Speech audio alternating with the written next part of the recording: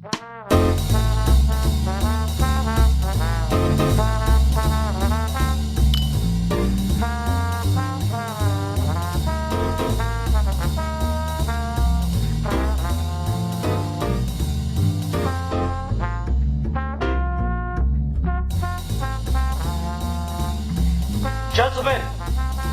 the time has come once again to discuss things.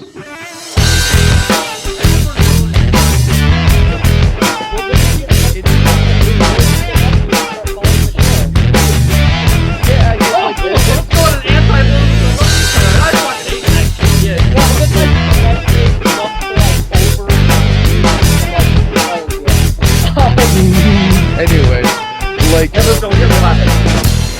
think we should really keep this part in.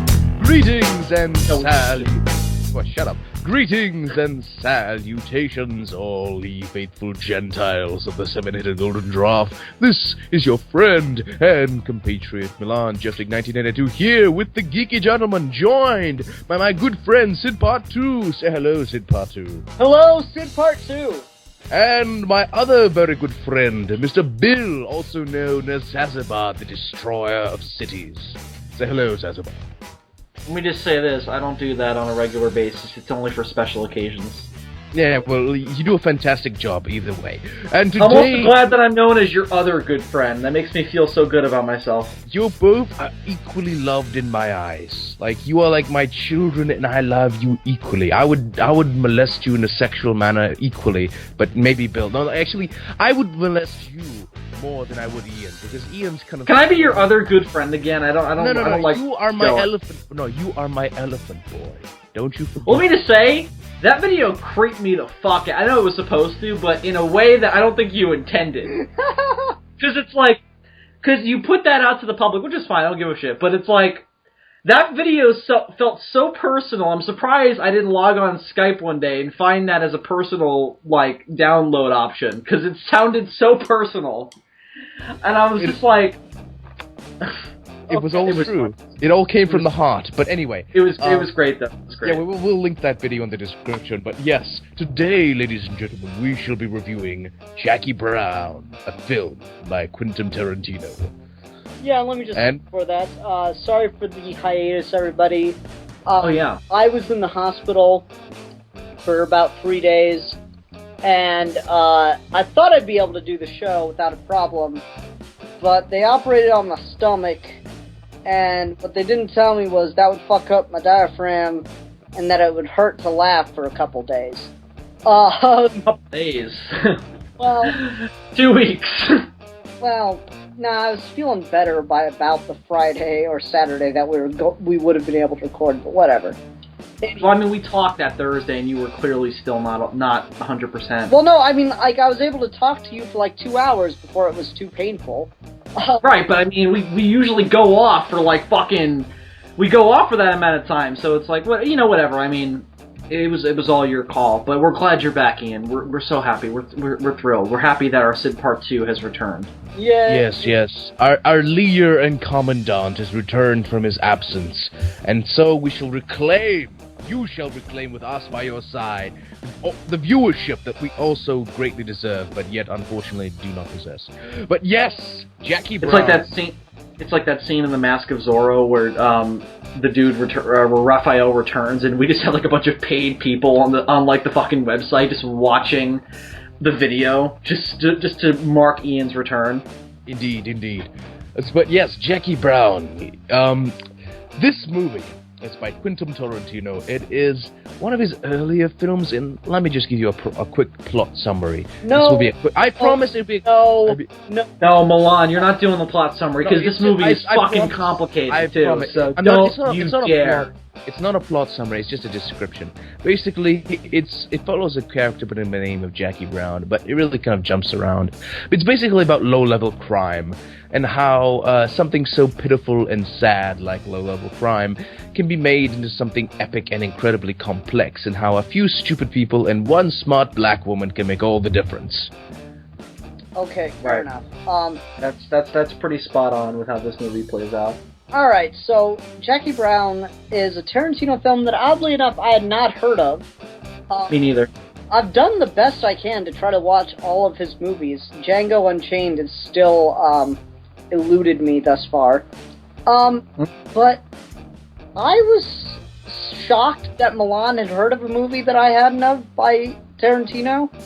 Oh, I was like, you were shocked that you hadn't heard of a movie Milan has seen? I was like, really? No, but it's a Tarantino film. Right, I know. I'm kidding. That, I found it fairly enjoyable. I could tell it was one of his early things. He would have done this, right after Reservoir Dogs? This was 97. Yeah. I think that this might have been, is it before or after Reservoir Dogs? No, it's after. Reservoir Dogs was 94. I think he made Reservoir Dogs, and then he made, I believe this is his second film, if I'm not mistaken. It definitely comes off that way. It's such a low-budget film, but it's so fascinating. Wait, no, this had to be after Pulp Fiction. Really? This had to be. When was Pulp Fiction made? I'll look it up, but go on. This movie, it's really great. It has a kind of really cheap, first-time director type of, feel to it. But the thing is, it's one of those films that has a certain level of quality to it, and it takes that kind of low-level, cheapness and kind of employs it as an aesthetic. And it looks cheap, but it's written really? such a... Well, not really cheap, it just kind of looks... See, there's a difference between cheap and real world, and I think those two kind of intermix to a point where you don't really... One kind of complements the other. Because this movie is shot in a way that it just seems like... It seems very realistic, and I know that's become a dirty word now, but it's just... It seems like these are real people. Sure, they have more real... They don't have... Sure, they have, the obvious Tarantino dialogue, but it's... Yeah. I mean, it's a little bit more, down to earth. Sure, they're they're smart and witty, but they still talk like real people. It's not just completely... It doesn't have the full kind of, overwhelming Tarantino-ness in it yet. Not to say that's a bad thing, but it's still... You can tell what's going on. You can tell that this is a very low-level crime thriller. And it's Mullen, really... can I go back to a point you made quickly before it becomes irrelevant? Oh, go ahead. Just really quick. You said that this movie, it definitely was low budget. I mean, it's a early Weinstein Company movie, or early Miramax movie. This is the same year as Chasing Amy, so they're not throwing around buckets of money for these these indie guys. This is it's still it's a low budget indie film, but I felt like it didn't look cheap to me at all. At no point did this movie shout to me, "This is a low-budget movie." I mean, again, I knew that because it's early Tarantino. I know what but you mean. here's where I think it worked. This movie definitely a callback to 70s crime movies. I mean, it's obvious in that both the film stock, the soundtrack, but in the other thing of they're constantly showing Melanie watching a 70s crime movie. And it's clearly Tarantino going like, I love that era of film, and I want to make a modern movie in that style. I kept getting shocked when they would show... Well, this is a scene where it really struck out to me. The scene where the Bales bondsman, Max Cherry, is in the CD shop, and it's at that time modern CD shop. I was like, oh shit, right, this is in the 90s. I was like, I kept forgetting it was in the 90s because it was filmed like such a 70s gritty crime drama, which was awesome. I loved it. I loved that for it because I do love that era of film. But where this movie really, I knew I was going to like it because I did not go into this movie expecting I was going to like it because A, Tarantino is hit and miss with me, and B, I'm not a super fan of crime dramas. Like I know you guys are definitely bigger into it than I am. So a crime film really needs to have something that sucks me in. And with this film, it was the dialogue. The first scene where I knew I was going to like the movie, where I got sucked in, was that first dialogue scene where Samuel L. Jackson is going on that monologue about guns to Robert De Niro. And it was just so entertaining, and Samuel L. Jackson just gave it with such passion. I just got sucked in. And then what made it better was when Melanie was like, everything he just told you he was full of shit for, right? I was like, oh, that's great. That's great stuff. I love that scene. That's the scene that sold the movie to me. It's weird because on that note, everybody keeps saying that Samuel L. Jackson and that other guy are dumb. Like the blonde girl keeps saying, "Oh, they're just stupid, low-level criminals," and you can see that they are low-level, stupid criminals. But the stupid part doesn't really come through. They don't seem like they're incompetent. They seem like well-spoken, and they seem like they have a decent operation going. And maybe it's just because Samuel L. Jackson can't really portray incompetent or stupid very well. They just kind of plagued with normal human folly. It just seems like the things that go wrong just go wrong naturally, and it's not because of their incompetence. Well, what I feel like he's... But yeah, I don't think that they're incompetent. I think that they're very easily played because they're so full of themselves. That's exactly what I was just going to say. Yeah, I completely agree with that. I don't think they're incompetent. I think it's just like Samuel L. Jackson's character made it big somehow. It's gun peddling, right? It's not drugs. It's gun peddling, right? No, he's a gunman. Okay, that's exactly what I just said. I think he made it well in that division of crime, and then because he did well, he felt like, oh, I'm the fucking next Godfather, in that way, and that's very much how he plays it. He walks around every scene he's in like, oh, I'm the king of everything, and I'm the fucking best I am at what I do. That's very much how he struck me. I'm not really. He just seems like I've known guys like that, and he doesn't come off as like overly grandiose. He doesn't seem like, oh, I'm the next Godfather. Really? No, really. He just seems like a normal, low-level criminal. No, I think that he thought of himself fairly highly. Like when he was on there's dialogue scene where we only get half of the conversation, where he's on the phone with his supplier in Mexico, Walker, and he's talking about himself like he's the shit. And then when Walker hangs up on him, he's like deeply offended, and he's like, "How did he just hang up on me?" You believe that nigga hung up on me? Right. I don't know, I just know that it's just kind of average African-American flippancy, especially for a guy of his age. That's kind of stereotypical, but okay. It's not stereotypical. It's just kind of like those type of characters in those type of movies that they just kind of like, oh, I'm black, yada da da da. It's just like it just seems like. Yeah, but that was part of it, was that he felt like, oh, because I'm a black man, and race is definitely a factor in this movie. Oh yeah, it was because I'm a black man who made it in this industry, and I'm the fucking shit. And, I mean, the scene that does it for me is the one where he goes to Beaumont's house, and it's just like, you owe me, motherfucker, you owe me! And that's another one of my favorite scenes, because their dialogue is fucking effective. I love the scene with Samuel L. Jackson and Chris Tucker. For me, it was that scene that made me decide I really was going to like this movie. It was so classic Tarantino, and as soon as the guy was telling him that he needed help with this deal, I was like, Chris Tucker's about to die. That's the thing. That's the thing that really got me, because like you mentioned before, he's supposed to be an incompetent, stupid-ass criminal, but that just seems like a really clever thing to do. Just like, if I ever needed to kill somebody, and he happens to be a friend, I would just kind of convince him to come with me and get in the trunk. He's just such a very basic... Everybody, do not let Milan talk you into getting into a trunk. No! Just an example, like, I wouldn't like... It's like, don't ever let anyone convince you to get into a trunk, kids. But no one. I wouldn't. Your own fucking mother. Guys, look. I wouldn't use a trunk. I would just sneak into their house while they're sleeping and just kind of, smother them with a pillow. Like, that's the most practical thing to do. Well, no, it's actually really not, because all they have to do is punch you in the face. Well, not if I have some chloroform, and if they wake up and just go, and they're asleep. Well, here's the thing.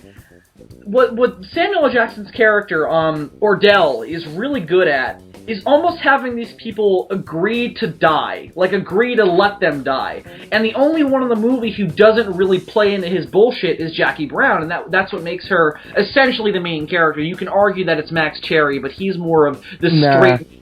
crazy world. It really is Jackie Brown. Yeah, definitely. And only one, her and Max Cherry in a way, who don't play into his shit. It's like, no, they see him for what he is, as this low-level criminal who kind of made it big and is just all full of himself. I really like that scene where he's in Jackie's apartment that first time when he keeps turning off the light, and then he's about to, like, choke her, and then you hear the gun click, and he's like, what is that? What do you think it is?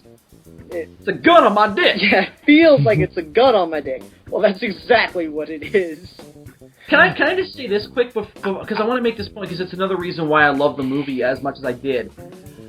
The movie had me on the edge of my seat, because at the end of every scene, the way it was shot, the way the dialogue was going, it feels like someone's one of the two is going to shoot the other. At the end of every scene, it's like, it almost feels like every scene is going to end with someone getting shot. Yeah. And that's not something that works with every movie, because sometimes that leads you to not trust the filmmaker and not be engrossed in the movie. Quentin Tarantino made it work, because none of these characters are really... None of them are what they seem. The only one who is that way is Max Cherry. Jackie Brown is constantly playing people against their own faults, where you can never really trust her, and you're clearly not supposed to.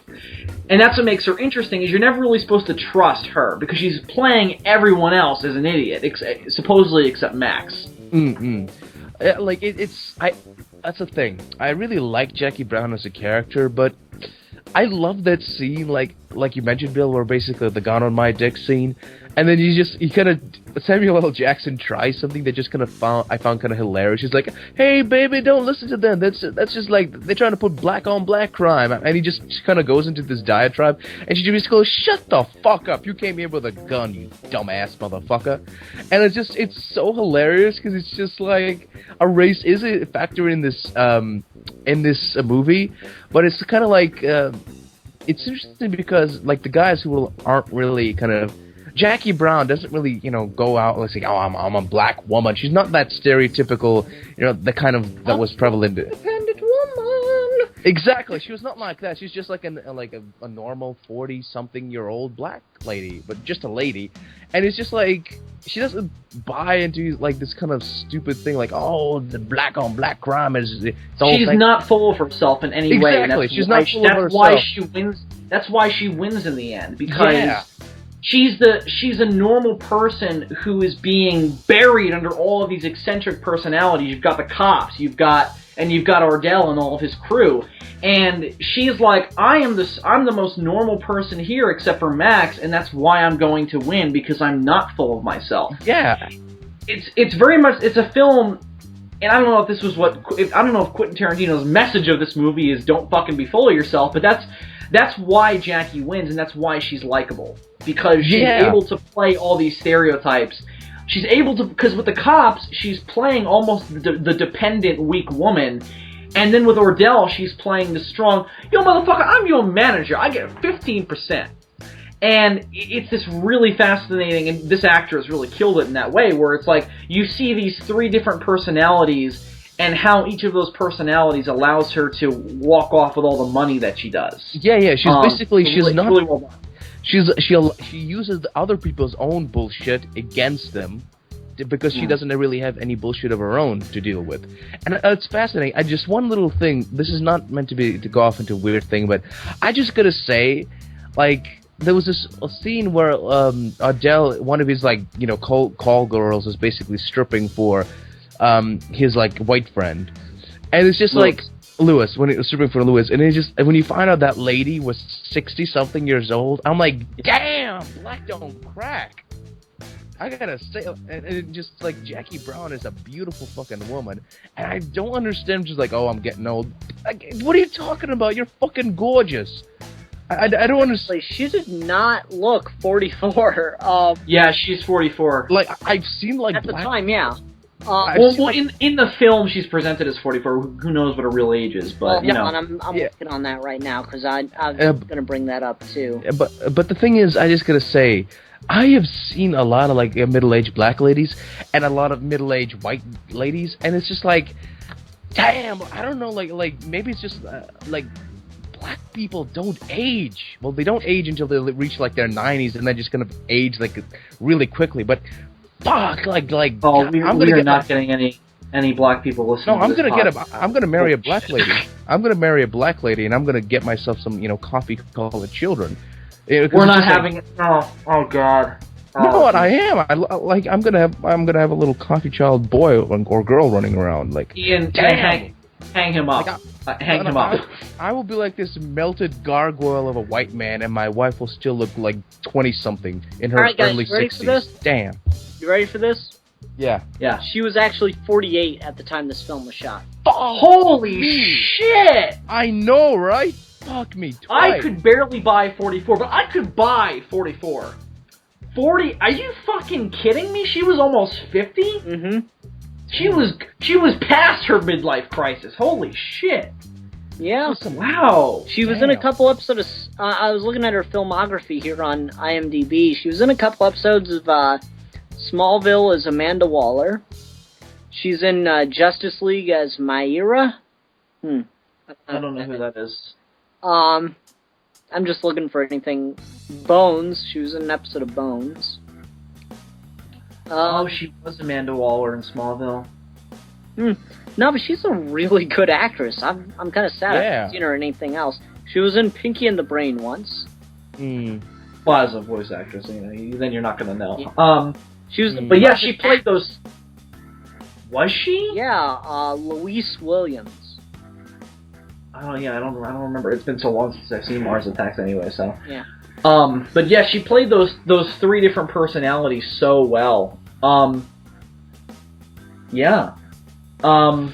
Yeah, it's like one of those. It's like when you have a really great actress or actor who are obviously extremely talented, and then later along the line they don't really go anywhere. Well, they do kind of, but mostly not in the big leagues, because you see the guys on top, and they just kind of are just kind of bland and unassuming and just kind of full of themselves and suck essentially. But you get all these like lower level actors and actresses who are just character actors who are just obviously better quality actors, and they don't make it. And that's just like, God damn you! Why is fucking God? It just infuriates me that great actors don't get their due.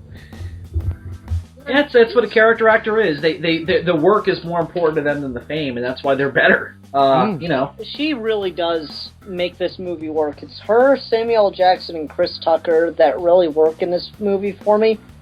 When I saw Robert De Niro, I got really excited. As did I. Yeah. And then he has like no dialogue. He didn't really get to do much. He has like no dialogue. He has maybe 10 lines in the whole movie. Robert De Niro. And Lewis. And here's the thing.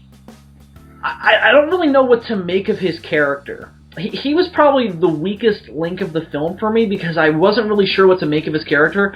You know that scene where he's on the phone with someone and Ordell is trying to get his attention?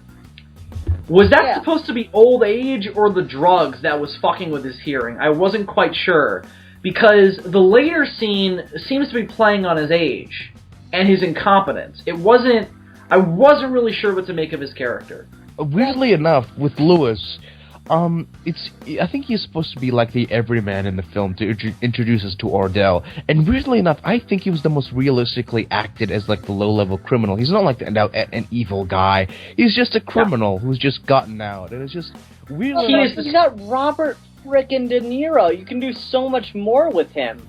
Yeah, and I still don't that's Robert fucking De Niro? It's like, Did you guys think he was going to be our viewpoint into this wacky world of low-level crime and cops? Because when he's introduced as that straight man, I thought he was going to be the viewpoint we were following. And in that seat, it's more of the guy who plays Max Cherry who's our straight man in this wacky world. Because we follow him in quite a few scenes of, planning the crime with Jackie and those dialogue scenes with Ordell. It's, I agree. I thought Robert De Niro was underused in that sense, because when he does have dialogue, it is fairly he's fucking Robert De Niro.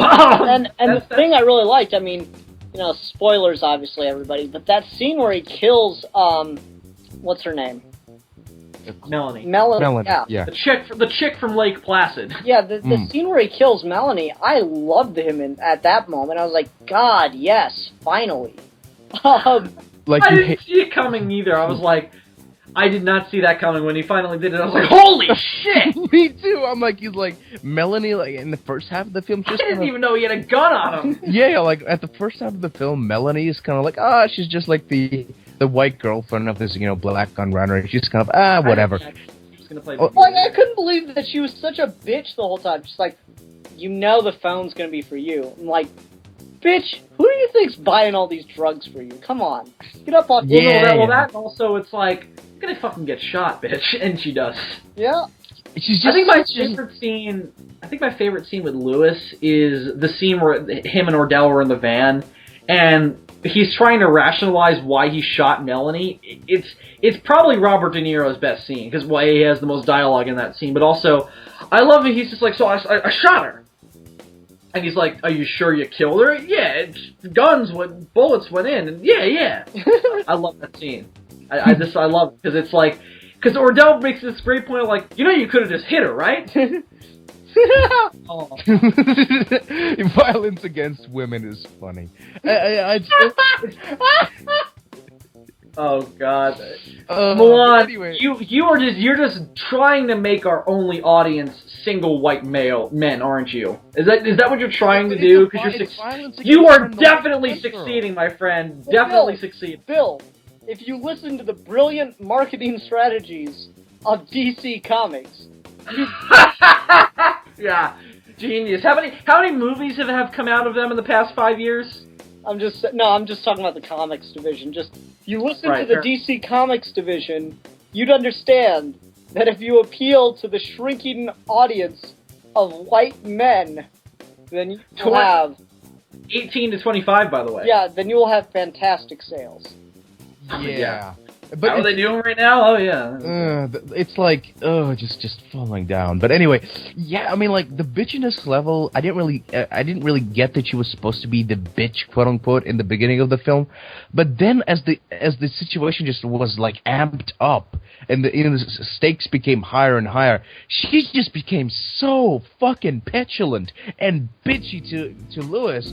I'm like, and she's like, when they're walking through the car park, and she's like, oh, you're a fucking dumbass. You're like, it's obvious you got caught. Where's the car, Lewis? No, yeah, she was fucking late for the drop off, and God knows what the fuck she was doing in the goddamn bathroom, or her room, or wherever the fuck she was.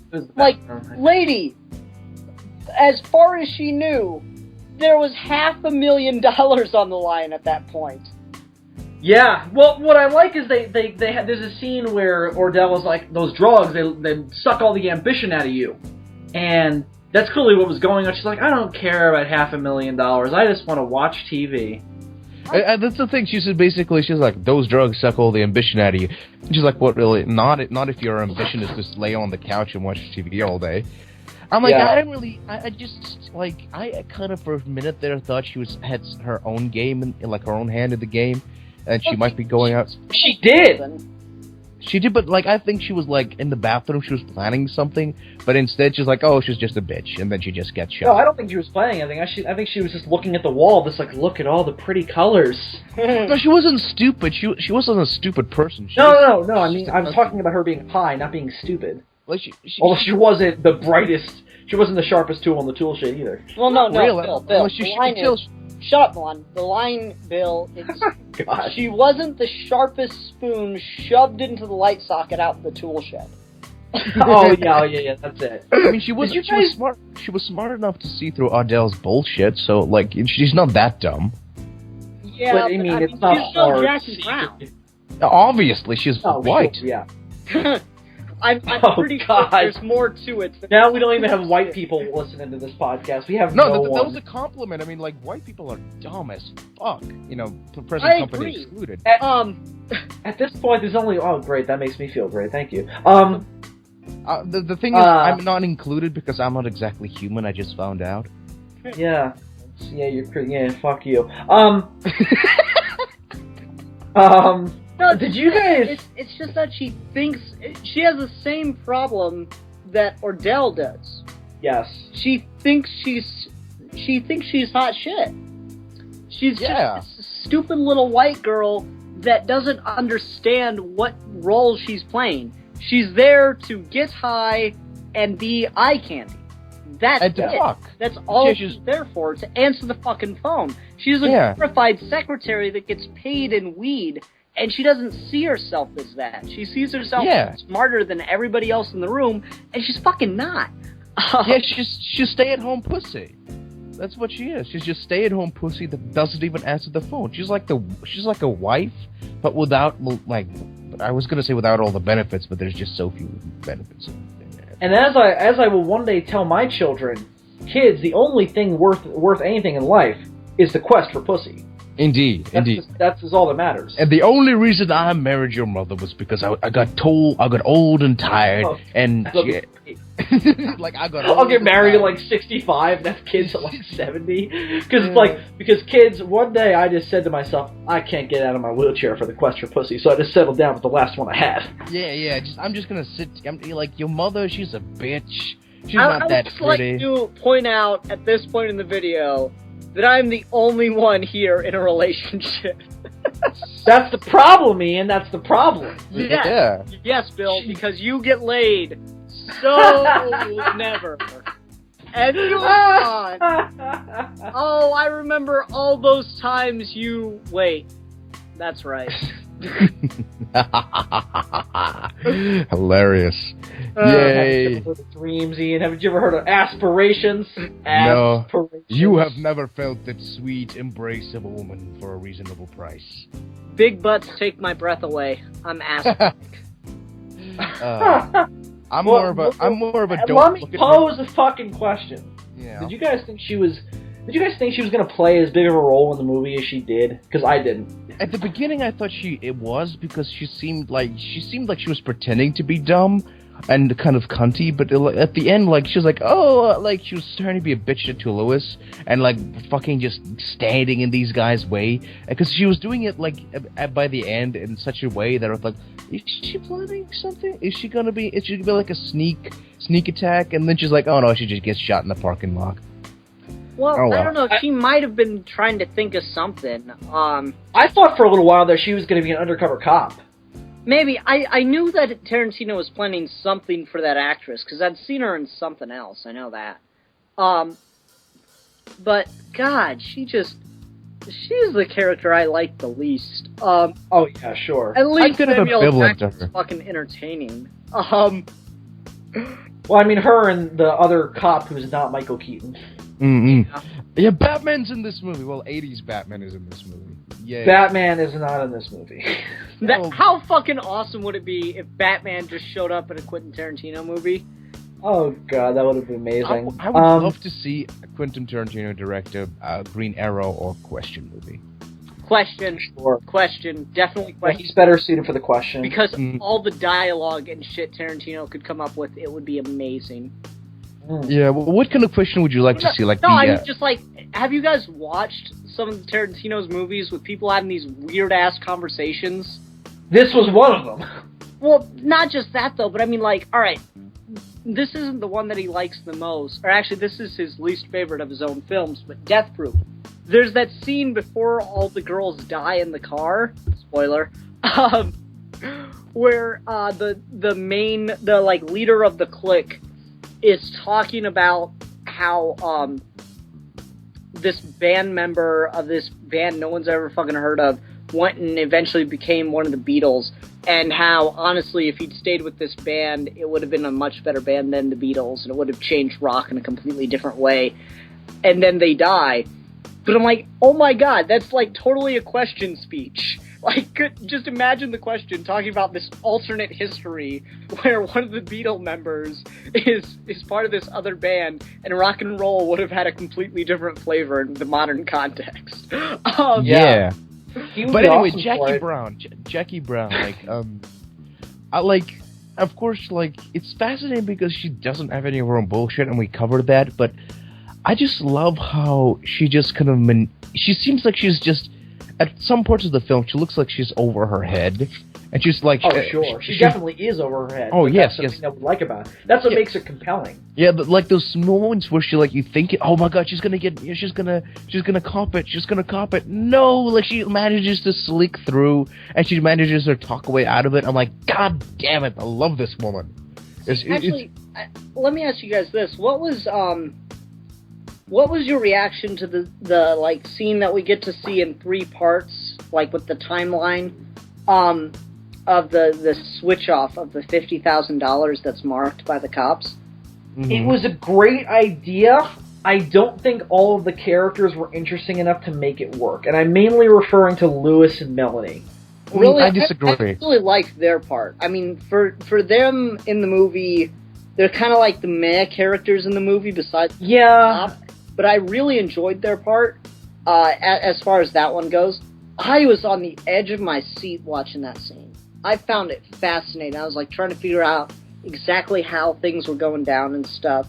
Yeah. Right. That's what works about it, is that you're trying to piece together what's going on with the situation, and Tarantino is revealing to you who's winning almost, because it's like, so first you have Jackie's part, and at first you kind of think, oh my god, the thing didn't go well, and then you see Melanie's part, and you're like, oh, we still don't know how it's going, and then you see Max's part, and then that's where you're like, oh, okay, so everything is going according to plan on Jackie's side.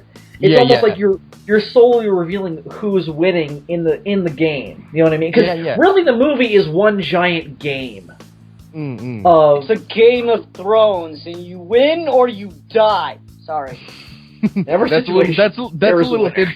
little hint for like something we have along the line. But anyway, yes, it just seems like it's like the three-parted scene. It's basically it's like, it was very fun to see the fuck-ups try to get the money, like with Melanie and Lewis. They were kind of the fuck-ups of the piece. But it just kind of seems like it was so hilarious to see how it went down. Like, oh wow, they're getting the money, boom, Melanie's dead. And then boom, Lewis is dead, spoiler warning. And it's just so funny because when everything goes down, and like, you see Jackie Brown as one, but you still see like, oh, Ardell's still alive, Ardell's still a threat, they didn't get Ardell. And then the end, how basically that kind of really tension building scene when like Jackie's in like when Ardell comes to the dude's house, well, to Jackie's house, and the guy's there, and it's basically he makes the dude take him to Jackie, and Jackie's kind of, it's all part of the plan, like, oh my god, is it gonna go all right? And basically Jackie is like practicing with the gun. And like they kind of lying to Ardell and saying, oh, because they lied to Ardell and said they were actually, that was whole part of the plan. And it's like, Ardell, are you really, like, for a second there you think that Ardell, like, is he stupid enough to fall for that? But for a second you think about that, and it's just like, no, because in Ardell's mind, maybe it should work. Maybe it could be the truth. Because Ardell's at this point, he's like, should I trust Jackie? Shouldn't I trust Jackie? Because at this point he knows who he's dealing with. Jackie Brown's no pushover. And it's just like this really, like, what's gonna happen in the end? Because it's a Tarantino film. You don't know how it's gonna go down. And then the guy, Ardell comes in, and Jackie's like, he's got a gun! And before the motherfucker has a chance to say anything, he's shot down because he knows once this motherfucker starts talking, then she'll be, and the cops are literally standing behind the door. So in that case, like, she's got to she's got to kill the motherfucker before he opens his fucking mouth. And the cops and Ardell cannot know what part Jackie played in the other's plan. Oh, totally. And I'm like, yay, Ardell's dead. Jackie's gonna get away with it. And I just gotta say, so wonderfully high in this, and oh, totally. It's amazing suspense work. Oh yeah, totally. I was never able to predict what was going to happen in the film. One of the things that I really like about this thing, it's a throwback to the old 1920s detective films, because it was just kind of like a low-level blue-collar event. It wasn't really an event even. It was just like a day in the lives of a really small-level event in the lives of blue-collar people. It's not like this huge, over-the-top action, world's at stake type of a thing. But it's just like an event in the lives of blue-collar people. And it was... Rick. Rick is the only other thing, like, on this level that I can think of. Well, because even think about it this way. There aren't even any politicians in this movie. Yeah, let me just say, for those that don't know, Brick is a Joseph Gordon-Levitt piece. It all takes place in with high school students, and there's this really wonderful crime thing going on about a brick of cocaine. Really worth checking out if you ever get the chance. I think I will check this out after this. Same guy who did Looper, right? I don't know.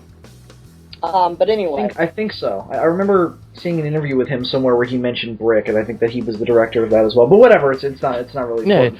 I gotta say, what's the name of the white dude? What's his name? God, what was his name? Dude. The white dude, the old white man. What was his name again? Max Cherry? Max Cherry. The Bales bondsman? Yeah. Bales bondsman, yeah.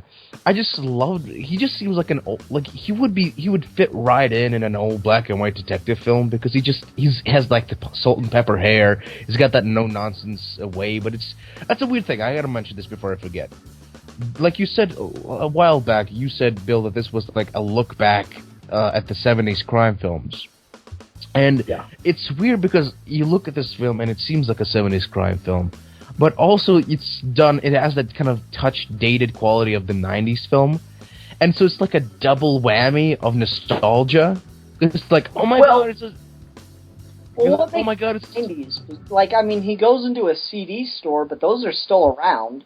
No, it's not like I mean, like the dated nature of the 90s is like it doesn't have this shitty fucking, overly clean, overly digitized, way films have now, because even when a film is set in like, cowboy times, it looks too clean, it looks too cowboy times. Cowboy times? What? Hold on, you should become a historian. That was all the way back in cowboy times, which was really soon after dinosaur times. Alright, but I'm seriously... Guys, I want you to imagine this. Christopher Columbus fought the aliens. Guys, I want you to imagine this, alright? Imagine you're flipping through channels and you come across the History Channel, and there's Milan sitting there in like a really shitty suit, and he's got like the books and shit. We're like a tracksuit. All the way back in cowboy times. I would like to take you back to a simpler time, a dirtier time, the cowboy time. Okay, guys, but soon after the colonial times and the Victorian times, there were the cowboy times. Okay, shut up. Like, look, Milan, I'm sorry. Oh my gosh. Oh, that was. Look. I mean, like, movies are too clean nowadays. It doesn't have the same level of grime that movies in the 90s had, because everything seems too digital nowadays. But so it's still shooting on digital. Actually, I get what you're saying. I don't think it's a problem because I have no. I'm not saying it's a problem. I'm just saying it has the stamp of the 90s film. Well, I think what you're trying to say is you missed the grain. You missed the, because what happened now, we shoot on digital, so we don't have hands touching the film. That's where all that comes from. It's stuff gets on the film, and fingerprints and people handling the film, that it fucks it up. That's where grain comes from. And it definitely adds this atmosphere, and you can add it digitally, but, it's not the same effect. It adds this very particular tone to it. But I don't think that movies today aren't gritty. It's HD. You see everything that's on screen, in most cases. And to be fair, a lot of movies that were originally shot on film, you can convert as long as you have the negatives. You can convert it to HD quality. Never fucking watch one of those, because it looks terrible. I was watching African Queen on Blu-ray, alright? And African Queen was a film, I believe it was set in the jungles of Africa. Is that the Humphrey Bogart movie? I don't remember. But anyway, it was filmed in a jungle, in a tropical jungle. And oh my god, you can see the sweat forming on people, and it wasn't meant to be viewed like that, and it just looks nasty. They didn't have people doing makeup and air conditioning because they're like, no one will fucking see that. The film quality isn't going to be that good because no one has projectors that good. So, like, you just aren't meant to see that, so don't watch old movies that have been put on Blu-ray because it looks terrible. I don't agree with you in all cases, but in a lot of cases you do see things that weren't supposed to be seen.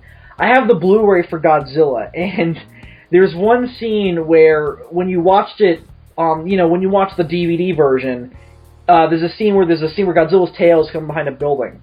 And the grain, you wouldn't be in the film stock, you couldn't see the wires, but in the restored version, there's very little grain on the restored version. You see it clear as day.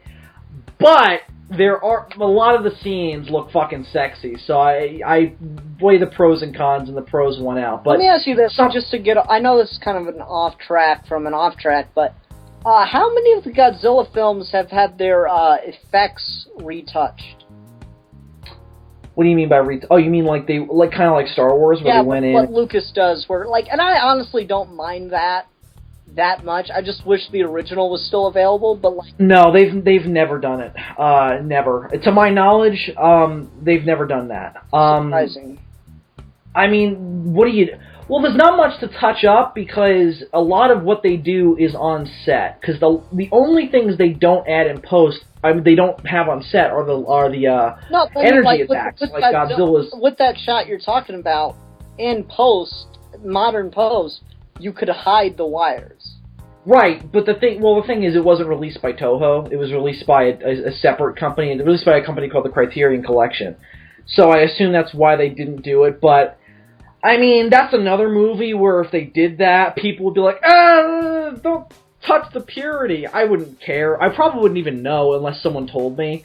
Like, I was listening to someone talk about the Star Wars movies and talk about the things that got fucked up. I'm like, if no one told you that they did that, how many of them would you notice aside from the obvious CG? Well, there's a couple, like, I mean, aside from Yoda, I mean, that's the one where it's like, something got changed here, guys. No, like, I think it was in Empire Strikes Back where there's the scene where Vader, like, talks to the hologram of the Emperor. That's another one. Well, they changed the actor. Yeah, they changed it to make it the Emperor as we see him in Revenge of the Sith. Yes. So it's like, it's stuff like that. But still, I don't know. That and added in Hayden Christensen, really? Really? Like, I wouldn't care if the original cut was still available. Yeah. The version I saw was Hayden Christensen. And it's not available? No, you can't. Lucas updates the effects every 5 to 10 years, and then doesn't ever allow them to release the original cuts. Or previous cuts. Why? Because he's embarrassed. He's essentially embarrassed. Well, to be fair, Lucas is an effects junkie. That's why he updates them every chance he gets, because he wants them to look as modern as possible. He doesn't want them to look dated, which is fine. Like, I wouldn't care if he was just updating the visual effects that were added in post, but the problem is, he starts fucking with it and, like, recuts the movie. And that's not okay. That's you guys the whole Han shot first thing. Okay, here's the thing. You guys... A human neck does not move that way. That's impossible. Hang on, let me just say this. You guys are both... Milan, you're obviously an artist. You know, you're an artist in that sense. But, you know, we've all doodled before. We've all drawn things that we, you know, on notepads or whatever. You guys ever not stop adding things to those drawings, and then about an hour later, you get up and objectively look at it, and it's a mess?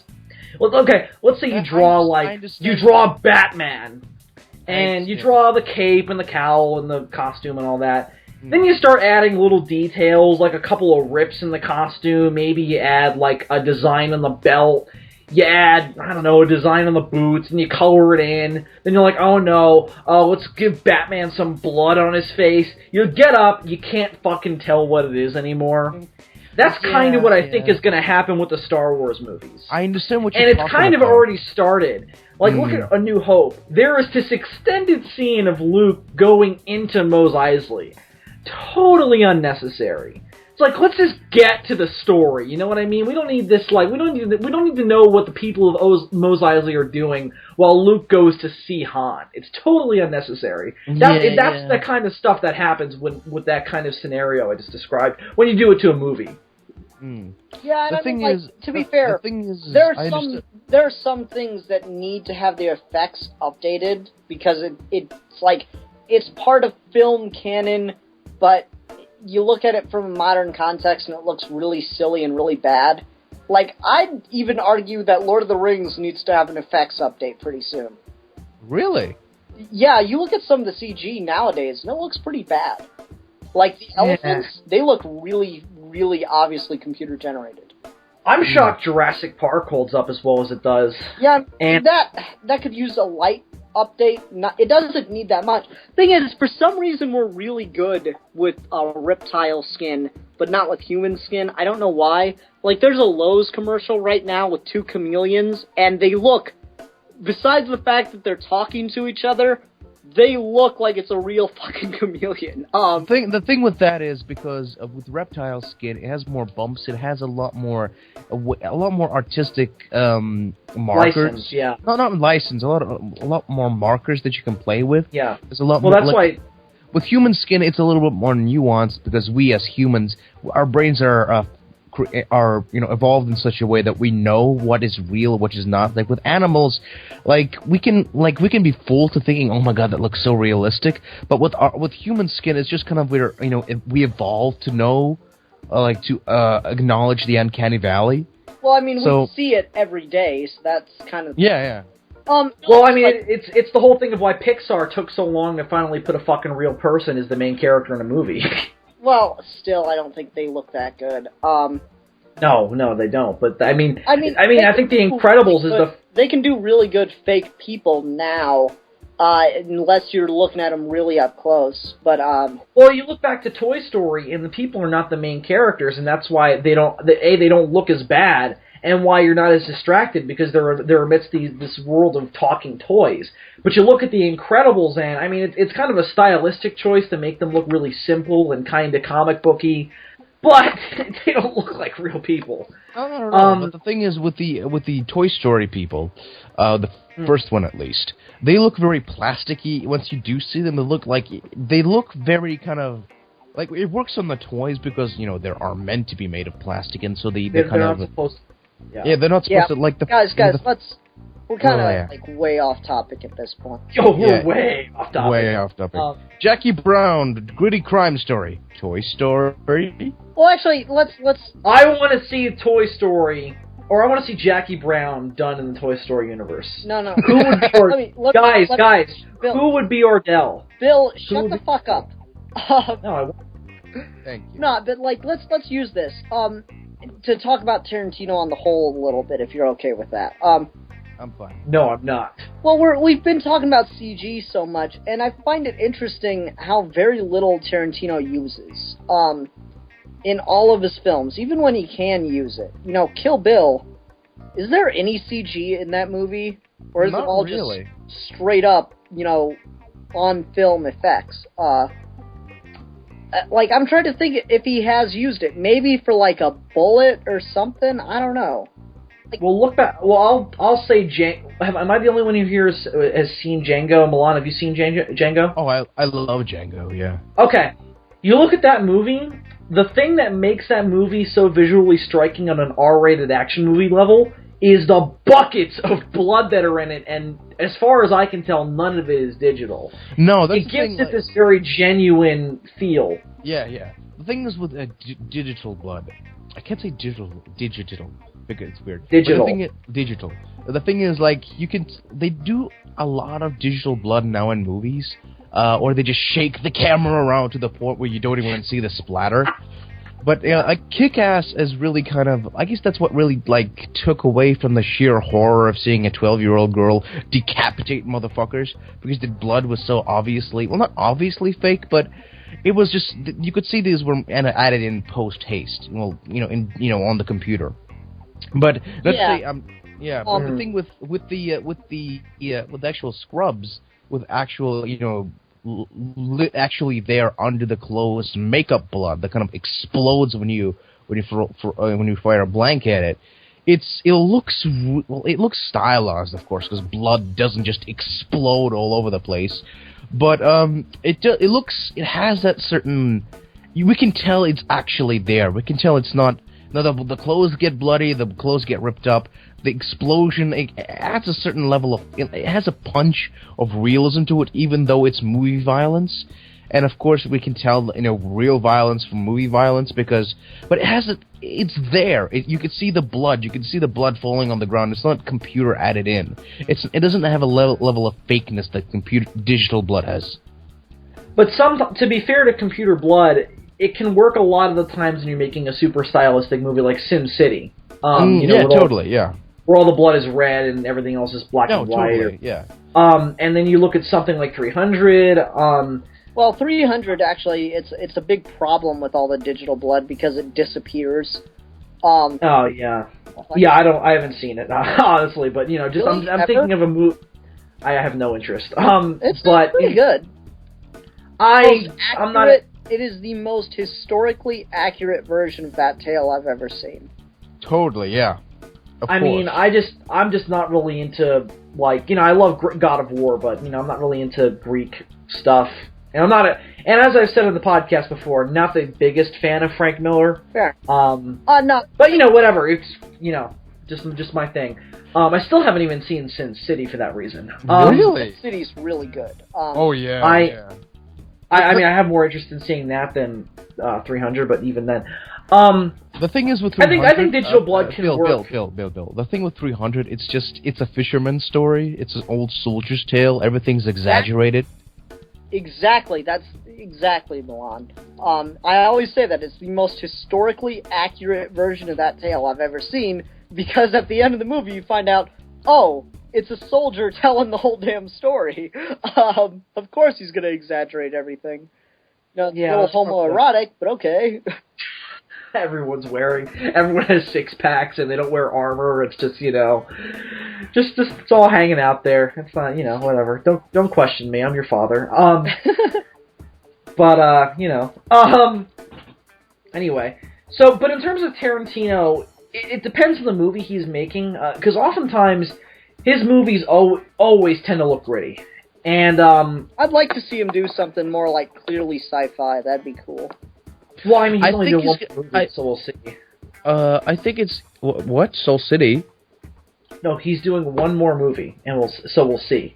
Oh, what's that movie? He hasn't... Well, he's turning Inglourious Basterds and Django into the first two of a trilogy. He wants to do historical revenge trilogy. I think the coolest thing to do would be for a sequel to set it in the future. To do, like, because he had two historical movies, then do, like, a future revenge movie. I don't know, that could be cool. Alright, so he did war movie, he did Western. It'll be another American classic kind of film. World War II, Western. I mean, really the only other way to go that I can think of is gangster. Yeah, it'll probably be another gangster movie then. I mean, he's done that before, though, so... Like, I think he's gonna not... I think it's a little bit too obvious to think he's gonna do a gangster movie, because literally... Well, I agree with you, yeah. I mean, like... What else is there, though? He's gonna do American classics. That's... So the other way to go is sci-fi. Do we really... I guess. But that wouldn't fit in with that idea, because if it's historical... I mean, it's a time period, but it's you're still creating a fictional universe, you know what I mean? Like, you'd have to... I mean, I would be all for it, but, you know, it wouldn't fit with his concept. So, think about it. You had World War II, then you had Western. So, you know, what other... Again, crime movie, but all his movies are gangster crime movies. He could go horror movie, he could go sci-fi. What else? I mean, what else is there? I really wish he'd do a superhero movie. Yeah, me too. He could do such a good Question movie, too. It's so sad.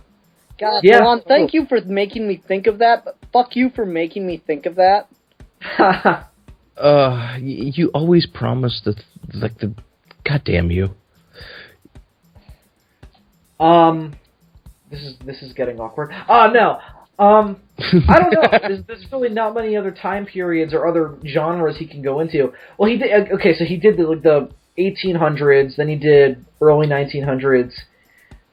I mean, he could do, but again, it's decades he's dabbled in, or at least made reference to. Like, he could do a 70s, you know, revenge movie. But I mean, that's kind of what, you know, these movies. That's a time period that's had a great influence on him anyway. So it's like 60s. I mean, what, you know, where else is there to go that he hasn't already dabbled in? Yeah, it's a weird thought. Fuck you, Quentin Tarantino. You've made too many movies. Too many good movies. Yeah. I think, like, he made a car movie and he wasn't proud of it. Which I don't know why, because Death Proof has the greatest car chase scene ever. That's the weirdest thing, because he actually said, there's this video of him, like, pre-production, the filming. He said, like, even if we don't get a single frame of film, we will know that we have filmed the greatest car chase in cinema history. It really is. And it's all 100% real. Like, my friends love Fast and the Furious. I'm like, what's the point? I can go play Need for Speed and have the exact same experience, because it's all CG in Fast and the Furious. I don't get how you make a 2-hour sequel to Fast and Furious. What else is there to say? I mean, it's like, okay, so we got street racing. Where do we go from there? Heist movie. Well, really? like, I don't mind the idea of a heist movie. I'm just like, it's just like, dude, there's no point because it's all CG. Like, did you guys see the trailer for Fast 6? It's fucking stupid as shit. It was like, one of the last scenes is just like, I don't even remember it exactly because it was so fucking absurd. It was just this car, like, jumping, I think he was on a highway, and he was jumping over it and then into the back of a plane, and I'm just like, it's not presented, it's over the top, but not in a good way. Like, I don't feel like it's presented in the way where it's supposed to be seen as over the top in, like, a fun way, like the Avengers, but, you know. Whatever, people like them, so whatever. They make their money, so the reason they win the battle. The reason I really don't like those types of movies is just they're so fucking adolescent. It's just like they're only appealing to the 12-year-old, douchebag boys of the early 2000s. Well, that's the problem, is they have no substance in them. It's all these very cliche concepts. It's just like, I hate when fucking douchebags try to seem deep when they go, family, cars, and family. I'm like, fucking, it's the problem I have. Oh, hold on. Milan, we get it. Fast and the Furious is bad. But like, you look at Death Proof, and it's like, it's not only wildly entertaining, even though nothing happens for like the first, I don't know, half hour of it. Like nothing of significance, at least. But like, dude, that car chase is so amazing because like it takes cars, which has always been portrayed as these like super ultra manly things, and then it turns it into like you've got a bunch of women driving in this car, ramming the fuck out of Kurt Russell, and he's like, I'm sorry, I was just playing around, please forgive me. It's like that bully in elementary school that like pulls on a girl's pigtails and then like she kicks his ass.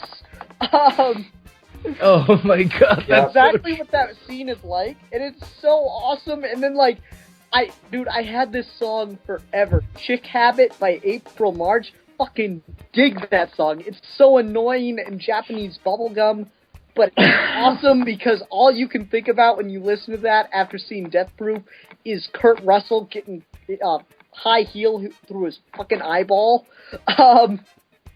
Oh, see, alright, this is gonna sound messed up, but that's whenever I see that in a movie, I get uncharacteristically freaked out. Like, I can take violence in a movie, like, very few things I see in a movie can gross me out to the point where I have to stop watching or turn my head. The idea of a woman's heel going through your face freaks me the fuck out. Well, I'll give you this much, Bill. It's the very last shot of the film. Dude. Look, I know this black girl on Skype, and she has this fucking terrifying habit of just sending me these videos of sexual violence and just telling me to film it. Just to film your reaction to this. And I said, and I do it because she's a pretty girl, and I just I'm an idiot that way. That's a really bad idea, Milan. I know, and basically... Yeah. Now let's get back to Jackie Brown. Let me finish this. And let me finish! She sent me this video of this... It's basically a woman with high heels, and it's a dude basically laying underneath the floor with his cock out. And she treads on his cock with her high-heeled shoe. Why did I let you finish that story? Milan, and it was the most awful Milan, go in the corner! It was the most awful fucking thing I've ever seen in my life. And when she saw that video, she literally shit her pants laughing. And I'm like, are you happy now, woman? Are you happy now? I can never find high-heeled sexy anymore. And she just... Oh my god, it was terrible. Hold on, go in the corner. I can't. Go in the corner! Alright, Ian, let's continue. Yeah, alright, so Jackie Brown. Let's get back to the Jackie Brown off Tarantino on the whole. So we were talking earlier, and I kind of wanted to touch on this. You can definitely see Tarantino in this. Like, you know, him building his early style. But there's something about this movie, at least to me, that seems kind of... I don't want to say separated from his other films, but something about it just doesn't feel quite like them. Yeah, it's not as stylized. Yeah, maybe it's the fact that it's not told in that non-linear fashion that he likes to use. Which is funny, because the heist part kind of is. Well, I mean, that's the only... and because the only other way you could have done that is if you put those scenes side by side or intercut them, and then it wouldn't have been as thrilling. Yeah, because it's that thing of discovery I pointed out earlier, where you're trying to find out who's making out of this with the money, with what they. Who's fucking over who? Yeah, I get it. Right, exactly. He said in interviews that this is the one movie he made that felt different from all his other movies, and I don't know. It's definitely unique in the films of his that I've seen. I haven't seen even close to all his movies, but it feels the most unique. And I think that it's the least insane of all of them. It feels the most grounded, and I feel like that's kind of the point. Because, as Milan was talking about earlier, it's all these blue-collar people who, some of them definitely are these over-the-top personalities, but Jackie Brown grounds them. She's not an assassin. She's not a mobster. She's not a killer. She's just a flight attendant. Yeah, maybe that's it. This is like the most blue-collar of all his films. You know? Yeah, that's the thing. Yeah. Like you look at Reservoir Dogs, his first movie, and they're all crooks, but they're planning a heist, and you know, it's these personalities that you'd never come across. And you look at, I don't know, what else is there that he's done that's like Kill Bill. Kill Bill is completely over the top. I'm trying to think of other things. Oh, movies that aren't over the top. Yeah, I mean, maybe parts of Inglourious Bastards, but I mean, how much can you relate to Soldiers? That movie is beyond over the top. Well, it's not as much. Because, like, you know, I will say this. Inglourious Bastards is the most original World War II film I've ever seen. I don't think I've ever seen Hitler killed in a film before. No, because, yeah. Yeah, but, like, other than that, I mean, it's just, they don't really... It seems like, up until that scene, it's like, oh, this is something that looks like it's, you know, it's stylized, but it looks like actual history, and then all of a sudden Hitler gets shot in the face, and you're like, oh, that didn't happen. And I love how he gets shot right after he starts laughing. Yeah. And that was great. Goebbels is obviously in love with Hitler. I thought that was brilliant. No, but I mean, like, I'm just trying to think of other movies of his that are like, I mean, maybe Death Proof, because they're fairly grounded personalities, or grounded people. There's some, like, crazy stunt drivers, but I don't know, it's just... Yeah, but it's shot in that 70s over-the-top style, so... Yeah, I think that this stands out from the rest of his films because it's not as grandiose, it's not as epic. And that's definitely the point. Yeah, it's obviously the point. But yeah. It's almost like he's and this isn't a criticism, this is just an observation. It's almost like he's criticizing himself in a weird way, because Jackie Brown is the only one. She succeeds in what she sets out to do, as we said earlier, because she's not full of herself, because she doesn't have this one over-the-top, grandiose personality. You look at his other movies, and everybody has that. And she stands out as the main character in this movie because she's not that way, and she succeeds because she's not full of herself. I mean, neither is Django and Django Unchained, but he gets turned from this slave into this super action hero. So even then, he still becomes this powerful archetype. And she never does. She's always extremely humble. Yeah. You know, alright, Bill, what time you got on the recorder? We're at an hour and 34, but keep in mind we didn't start recording until about a half hour in. Yeah, so I wanted to talk about one more thing before we wrapped up then. So, like, who else felt that the end of this movie was not only heartbreaking, but made perfect sense? Yeah, I kind of I thought, Jackie Brown and the parole officer were gonna drive away in the car. It was gonna be a happy ending, but because it was kind of alluded to in half of the movie, like halfway through the movie, like, hey, I'm thinking of giving up this business, and that's when she's like, oh, maybe I can use this guy, and like, I'm really sad that they only got the guy only got a kiss, because he really seemed like he liked Jackie Brown. In both the physical and the emotional way. It's just like, he did, but he just couldn't trust her.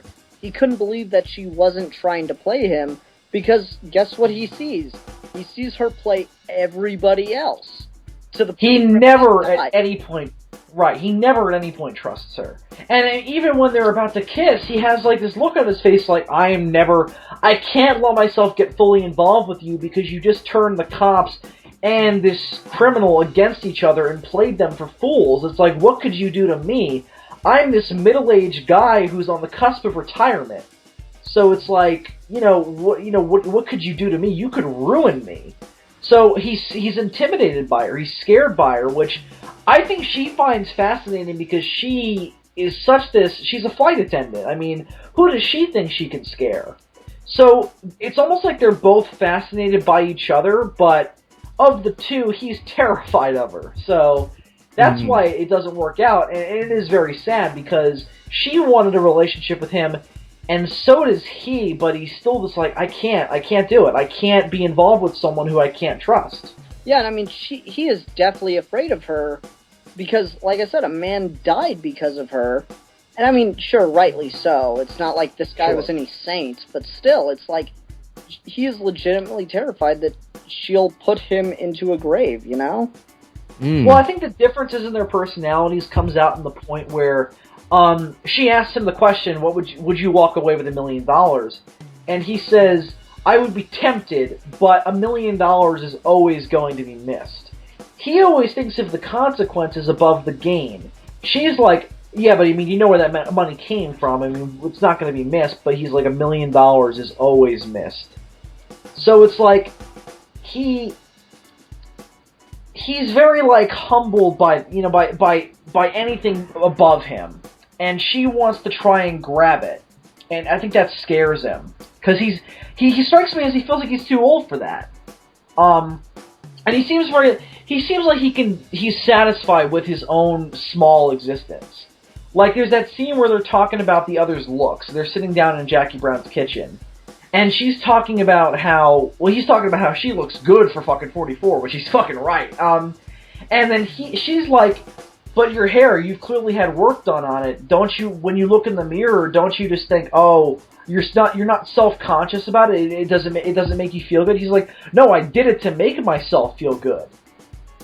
So he's satisfied with his own existence. That's the difference between the two of them. Yeah, she has no reason to be satisfied because she's going to jail at the time.